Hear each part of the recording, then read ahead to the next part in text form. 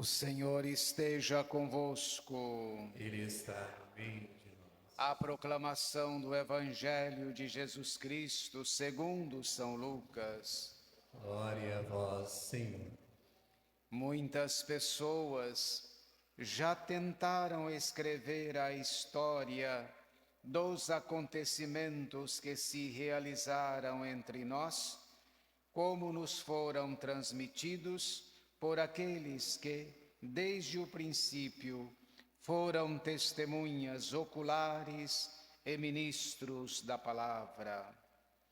Assim sendo, após fazer um estudo cuidadoso de tudo o que aconteceu desde o princípio, também eu decidi escrever de modo ordenado para ti, excelentíssimo Teófilo. Deste modo, poderás verificar a solidez dos ensinamentos que recebestes. Naquele tempo, Jesus voltou para a Galileia com a força do Espírito, e sua fama espalhou-se por toda a redondeza. Ele ensinava nas suas sinagogas e todos o elogiavam. E veio à cidade de Nazaré, onde se tinha criado. Conforme seu costume, entrou na sinagoga no sábado e levantou-se para fazer a leitura. Deram-lhe o livro do profeta Isaías. Abrindo o livro, Jesus achou a passagem que está escrito: O Espírito do Senhor está sobre mim, porque Ele me consagrou com a unção para anunciar a boa nova aos pobres.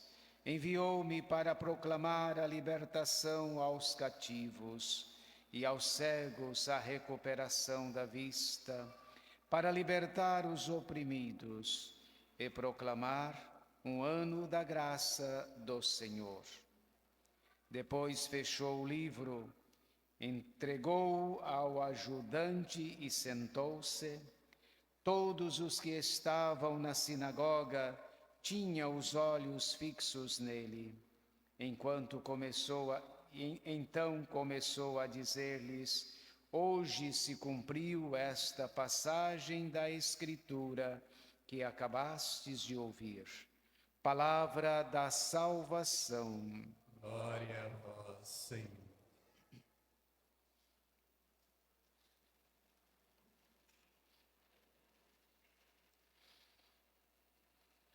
Hoje, diz o Evangelho,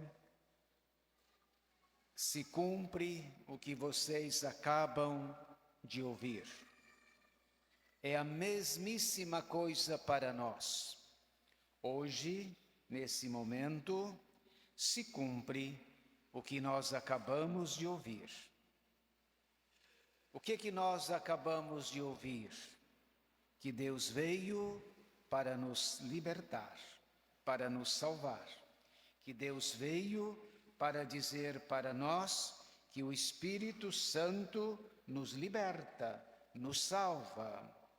Na primeira leitura da nossa missa de hoje, cumprida, fala desta alegria.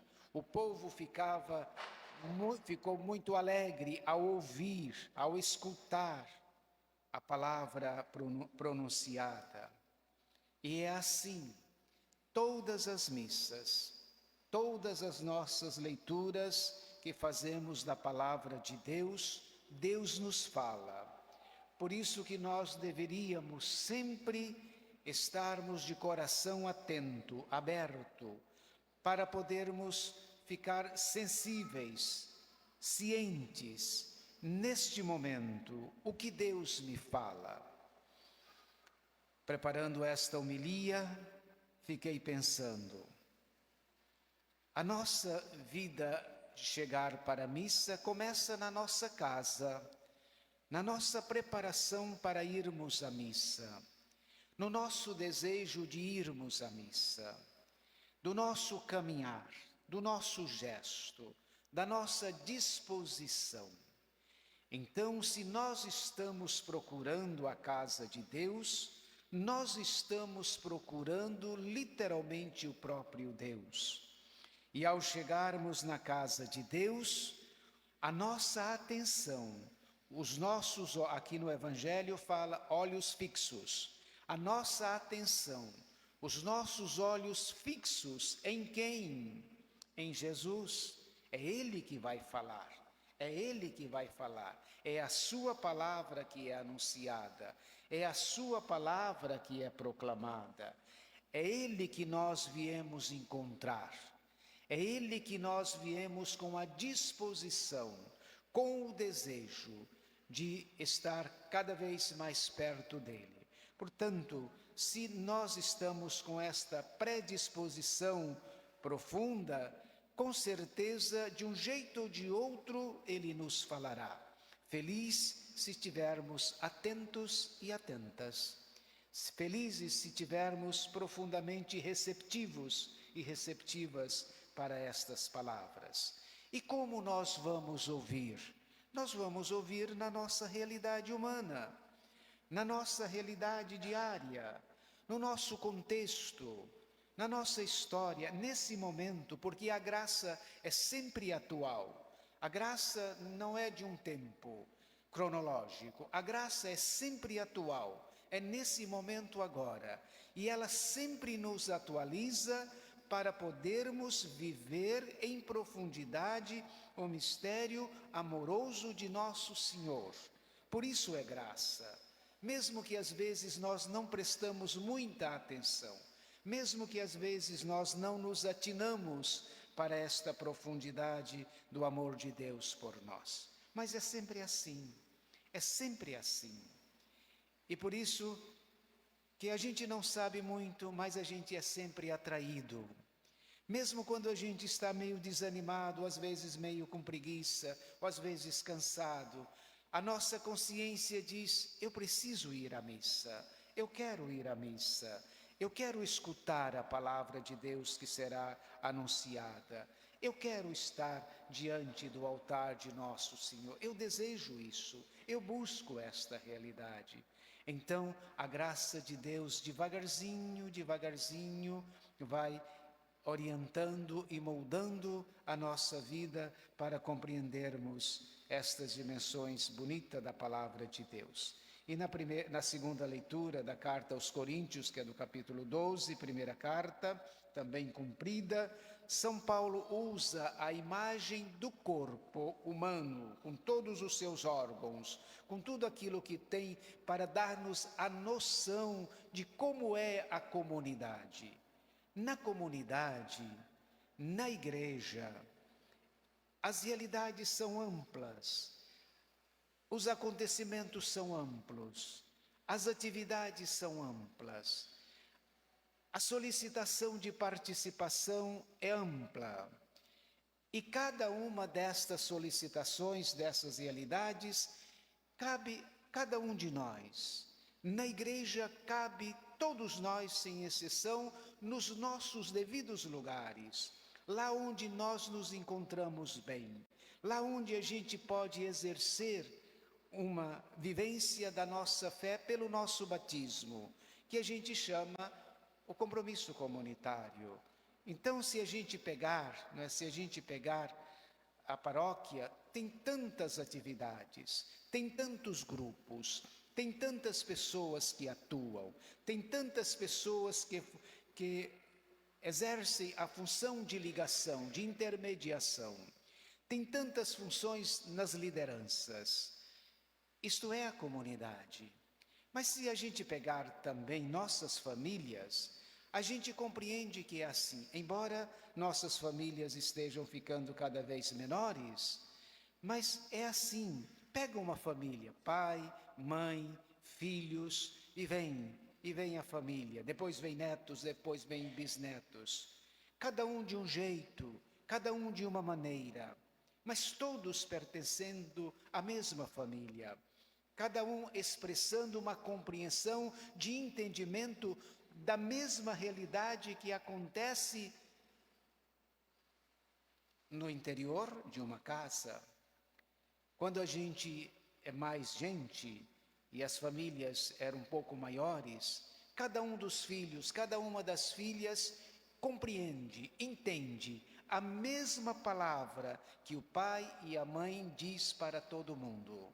Cada um entende do seu jeito, cada um compreende da sua realidade, porque a vida de cada um de nós, mesmo nascendo na mesma família, tem o seu jeito. Nós não somos iguais, nós não somos da mesma maneira. Nenhum de nós responde à realidade da vida do mesmo jeito. Nem todos têm a mesma compreensão de todas as coisas com a mesma intensidade. E esta é a beleza de ser. Faz-se então uma riqueza grande, grande. E viver em comunidade é exatamente assim. Cada um valorizando o outro. Agora São Paulo dá-nos a entender, e de fato é assim como toda a palavra de Deus, o que nos une é o próprio Deus. O ponto de unidade é Deus. Os outros não. Nós somos necessários uns para os outros, mas o ponto que nos une, a referência principal é Deus. Porque Deus não tem altos e baixos. Deus não tem preferências, Deus tem a plenitude do amor. E é nesta plenitude do amor que nós lemos as realidades da nossa existência, das nossas comunidades, da nossa sociedade, e temos todos, sem exceção, plena compreensão de que no coração de Deus todos nós nos encontramos. E aí é o ponto de convergência. É o ponto de unidade, é o ponto da esperança. Nós precisamos disso para manter, inclusive, a nossa saúde mental. Se a gente perde a consciência desta unidade, nós ficamos muito neuróticos, nós ficamos muito desintegrados, nós ficamos perdidos, ansiosos, confusos às vezes. Então, o ponto central da unidade é a pessoa de Deus, e aí todos nós sabemos, no coração de Deus eu me encontro plenamente. Não é?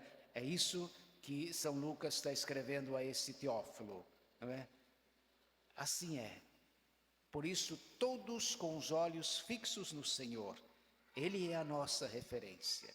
Isso é fundamental para podermos manter a nossa paz, a nossa harmonia, a nossa serenidade, a nossa confiança, sem ficarmos angustiados, ansiosos, preocupados, sobretudo nesse mundo polarizado, dividido, ansioso, com tantas realidades que não são verdades, ditas como se fossem verdade. Cada um, não é, tentando mostrar que é melhor, não é? Cada um tentando dizer, eu tenho tantos seguidores. Isso não resolve, tudo isso passa. Esses que têm muitos seguidores, daqui a pouco não terá nada mais porque já morreu. Mas Jesus, não. Jesus, não.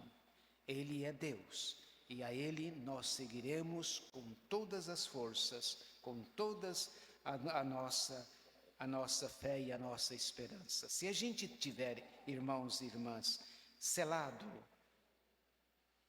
profundamente compreendido esta realidade para nós, vocês podem ter certeza, nós teremos paz, nós teremos confiança, nós teremos serenidade, nós teremos a alegria como cantou a primeira leitura da nossa missa de hoje.